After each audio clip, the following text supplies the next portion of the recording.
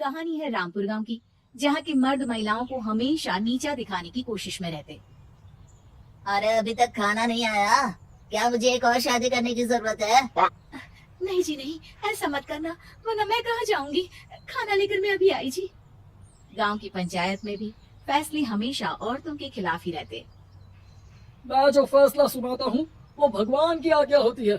इस लड़के ने अपने मन से शादी करके अच्छा नहीं किया। लड़के को घर भेज दो और इसकी शादी इसकी जाति की किसी लड़के से करवा दो, लेकिन ये लड़के इसे तो गांव के बाहर निकाल दो। नहीं नहीं जमींदार साहब, ये क्या बोल रहे हैं? ऐसा नहीं हो सकता। मेरी बेटी मासूम है, इसे अच्छे बुरे की समझ नहीं है।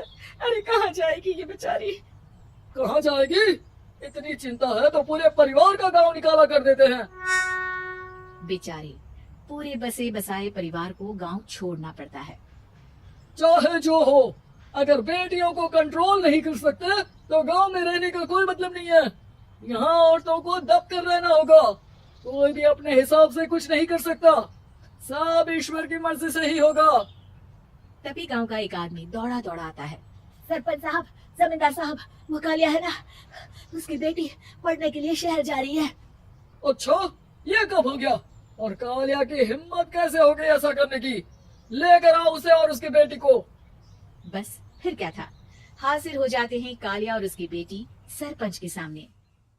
और कालिया, ये क्या सुनने में आ रहा है? बेटी को इंजीनियर बना रहा है तू?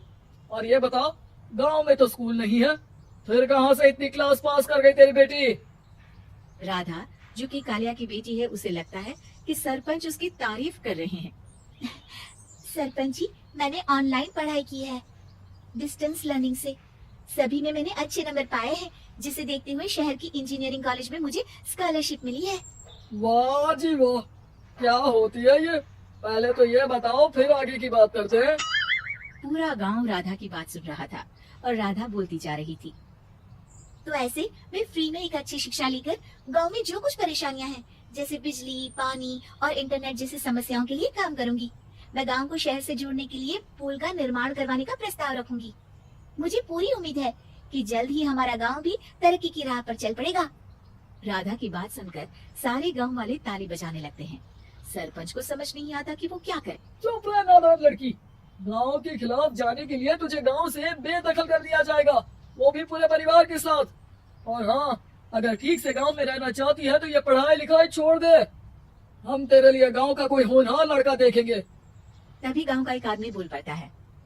अरे नहीं नहीं सरपंच जी, राधा बिटिया जो बता रही है, अगर वैसा हो जाए तो हम लोगों को पैसा कमाने के लिए बाहर नहीं जाना पड़ेगा।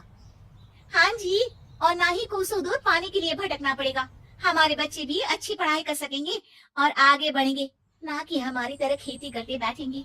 क्यों गांव वालों, राधा बिटिया का साथ देना चाहिए ना। सरपंच देखता है कि गांव राधा के साथ है तो वो चुप हो जाता है। वो घर आकर अपने सलाहकार से बात करता है, जो बहुत ही चालाक किस्म का इंसान होता है। अरे सरपंच साहब, आपको बहुत ही होशियारी से काम लेना पड़ेगा। एक बार गांव तरक्की कर गया, यहाँ के बालक पढ़ लिए तो कोई ना पूछेगा आपको।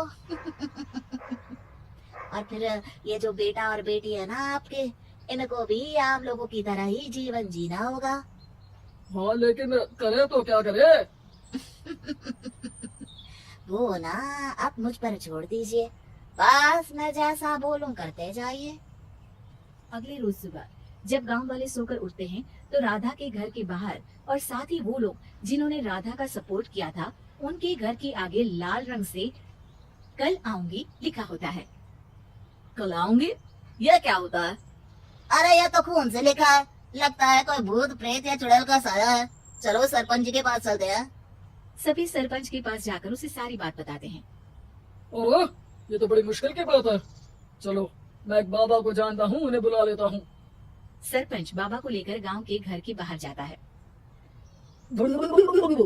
ओहो, तो ये वो चुड़ैल है जो उन लोगों को निशाना बनाते हैं जो गांव को बदलने का सपना देखते हैं। वो गांव को ऐसे ही संपन्न देखना चाहती है, वो नहीं चाहती कि कोई बाहरी आका कायाकल्प करे। क्या तुम लोगों में से किसी ने गांव को बदलने की सोच रखी है? तभी राधा की माँ रोते रोते आती है। मेरी राधा घर से गायब हो गई है। अरे कोई तो बचाओ, मेरी बच्ची कहाँ गई?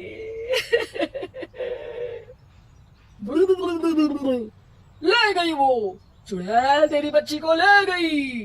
अब वो उसे श्रापित करके छोड़ेगी, उस पर चुड़ैल का साया हो जाएगा। तभी बुरी सी हालत में राधा भी वहाँ आ जाती है। उसके बाल चुड़ैल की तरह फैले होते हैं और कपड़ों में खून लगा होता है। सभी राधा को देखकर डर जाते हैं। माँ, पता नहीं मुझे कौन उठा कर ले गया था। अरे दूर दूर हो जा चुड़ैल, अब हम लोग इस गांव में नहीं रुकेंगे। अरे कैसी बातें कर रहे हैं आप? कल तो आप मेरे भरोसे गांव का हुलिया बदलने, अपने बच्चों को पढ़ाने और तरक्की उन्नति की बात कर रहे थे, तो आज क्या हो गया आपको? ये फिर तुम लोगों को बहकाएगी। ये चुड़ैल गांव में आ चुकी है, ऐसे ही ये तुम्हारे घर के बच्चों को भी ले जाएगी। गांव वाले राधा को गांव से बाहर निकाल देते हैं। उसके माँ बाप रोते रहते हैं, लेकिन गांव वाले नहीं मानते। मैं भी अपनी बहन के साथ गांव के बाहर रहूंगा, लेकिन वो पढ़ाई नहीं छोड़ेगी। वहीं सरपंच के घर पर सलाहकार कहता है, देखा, सांप भी मर गया और लाठी भी नहीं टूटी।